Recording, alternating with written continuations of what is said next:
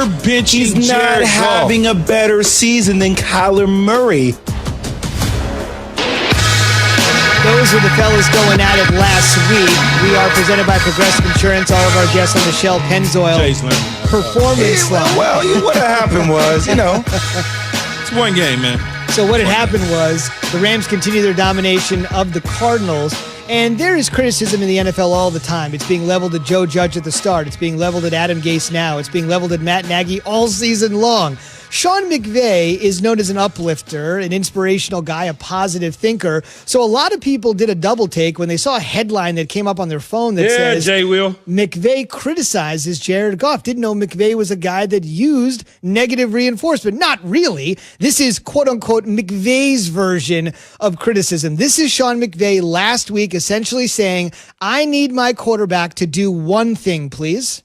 What is the commonality on those turnovers? Is it something that's failing to execute time? Taking care of the football. Our quarterback's got to take better care of the football.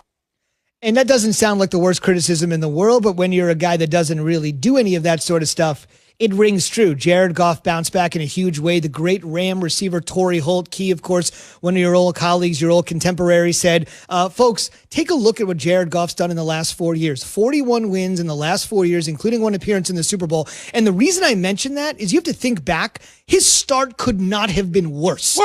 Goff's start could not have been worse. 41 wins, 4 years, Super Bowl appearance, bounce back, taking control of the division. And look, we had a conversation coming off a bad performance by Jared Goff. He's had a couple stinkers this year, right? The 49er game. Bad stinkers. He had a 49er game and a Miami Dolphin game, and a little bit of a Buffalo first half was kind of, weird.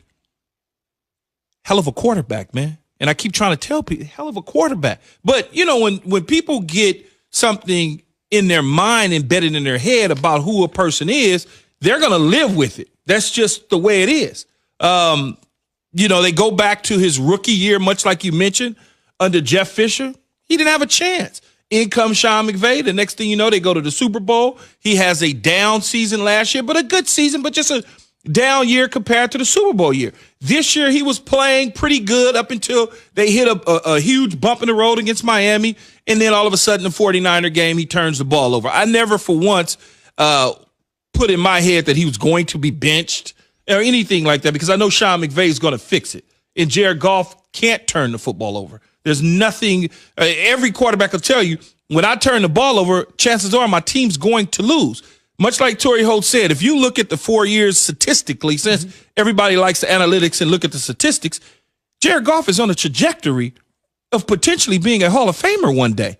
If you just want to go pure on numbers and statistics, he will probably, if he stays the course, wins a championship or two, you're probably going to be looking at the dude in Canton. Look, I was wrong. Wrong about what? No. I just want to set the precedent that it's okay to be wrong on the show sometimes. Well, it's for you to say. Well, yeah, because you think you're never wrong, Keyshawn. So that's your point. Look, there's a part of me that wants to root for Kyler Murray. But obviously what Key said the other day going into the game is that the scouting report is out on Kyler Murray is something that paying attention to the game yesterday, seeing how small he is in the pocket and how intimidating the Rams defense actually is. Look, I've also said this about the Rams, that I actually think that they can win the Super Bowl depending upon if you get Jared Goff at a high level. He's been inconsistent. Their defense is something that I think is there.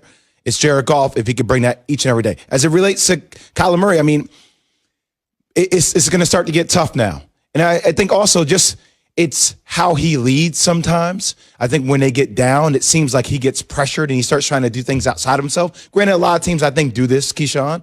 A lot of quarterbacks do this when they're down in games and they have to start throwing the ball.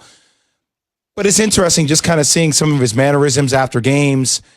I want to see him win. I think it's going to be tough for him with that size. Well, look, I don't really – his size doesn't bother me in terms of the system in which they run. He's made for this system. It's not a Kyler Murray thing with me, so that people understand. It's a system thing. I hate the air raid. I cannot stand it. I don't believe you can win long-term in the National Football League with that style of offense. It puts too much pressure on your defense. When you get 3 and out, it's problematic. You get 5 and out. You turn the ball over. You give them a short field. You now have put your defense in harm's way. Time of possession is extremely important. And maybe I'm old school, traditional, whatever you want to call it. Maybe I'm caught up in dinosaur ages, even though I'm young, that I believe that you have to have some sort of traditional offense and defense in the National Football League to win. You cannot just expect for Kyler Murray to throw the ball all over the lot. Okay? You just can't, because there's some things that if you keep him inside the pocket, that interception is a perfect example. He thought that young man on the bow out would be wide open. They fooled him. They were in a zone defense, and he thought it was man-to-man because they carried him. The corner fell off, and next thing you know, it's a pick six going the other way. That's because he couldn't see what was happening down the field. If you keep him in the pocket and don't allow him to get on the perimeter, a la the Buffalo Bills, and he wouldn't have, if they keep him in the pocket, the game's over. He doesn't throw the Hail Mary. They allowed him to get on the perimeter. But Key, don't you think that's a matter of making reads through your progressions? Don't you think that still he has a major upside, or do you think Kyler Murray's just never going to be? He's never going to be a winner in that system. That's ultimately what you're saying. Okay, the way that he's still really young. The way that I look at the system is that system to me is only good for 7, 8, 9 wins. It's not good for those 14, 15 wins that you will need to win a Super Bowl. The goal is to win a Super Bowl, I would think, in Arizona. The goal is to win a Super Bowl, not just to have be third in the division, win 8 games. Look, we made progress. That's not the goal. When they hired Cliff Kingsbury, the goal was to win a Super Bowl. When they traded Josh Rosen and went and got the Heisman Trophy winner that they could plug into a system that he was in college, whether it was Texas A&M or Oklahoma or high school, they said, okay, we got a dynamic guy who can run our offense, which is true. The problem is that style does not work for longevity in the National Football League. I wouldn't give a damn who you ask. I'm just telling you with my eyes, you could poll as many defensive coordinators as you want. They will all say to you that I really don't want to be a part of a team with an offense like that because it puts my defense in harm's way.